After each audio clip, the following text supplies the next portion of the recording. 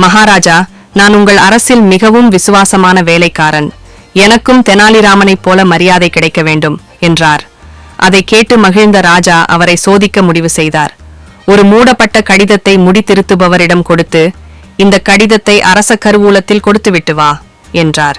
ஆனால் அந்த கடிதத்தை கொண்டு வந்தவரை சிறையில் அடைக்க வேண்டும் என்ற உத்தரவு இருந்தது. முடித்திருத்துபவர் தனது பெருமையை தெனாலிராமனிடம் பெருமையாக கூறி அப்படி பெருமை பெறப்போகிறதை கூறினார். இதைக் கண்டு தெனாலிராமன் உடனே அந்த கடிதத்தை மாற்றி, கடிதம் கொண்டு வந்தவரை நல்ல பரிசும் விடுதலையும் கொடுக்க வேண்டும் என்று எழுதினார். அந்த கடிதத்தை முடித்திருத்துபவர் அரச கருவூலத்தில் கொடுத்தார். அங்கு அவர் பெரிய பரிசு பெற்றார். இதையறிந்த ராஜா சிரித்து, இப்படி புத்திசாலித்தனத்தை நகைச்சுவையாக மாற்ற முடியும் என்பதற்கு தெனாலிராமன் மட்டுமே வல்லவன் என்றார்.